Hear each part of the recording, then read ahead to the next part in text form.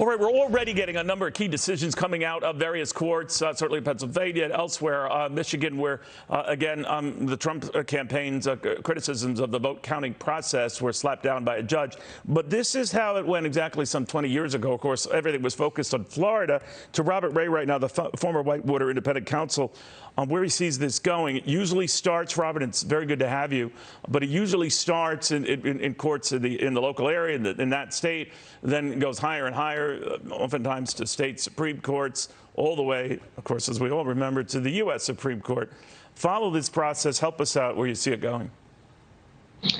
Well, I guess the most significant distinction between 2020 and then back then in the election of 2000 is that it involved only one state back in 2000, and it was really just a handful of votes, a few hundred, that separated the distance between the winner and the loser.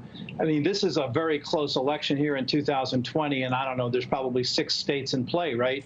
But in each one of those states, while it's close, we're not talking about, at least not yet, a handful of votes separating the two candidates in any one state.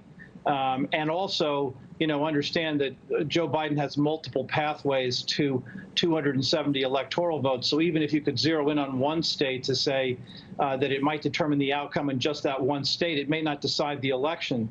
So you look at these things and you see where it's close. You know, a 70 or 50,000 vote differential is not close enough. 7,000 votes is probably not close enough. You know, if you're talking about hundreds or a small number of thousands, that's when you really get into the question of trying to open this up, asking for recounts, trying to look for fraud, and looking for something that would make a difference. It's not clear yet whether there's really anything available that would make a difference. Now, the count still goes on, right? And we don't know the outcome of the election yet. But if you're talking about, your question was about the effect of litigation, I think you have to really sort of wait and see what the effect of litigation would be, depending on whether it really is close enough that litigation could decide the outcome.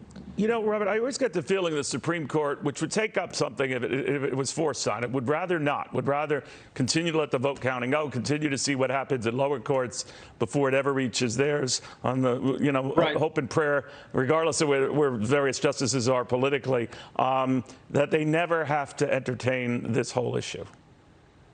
Well, I think that's right. Look, the best case I think that the Trump administration can make in court is likely to be one that already exists before the Supreme Court, which is the Pennsylvania matter.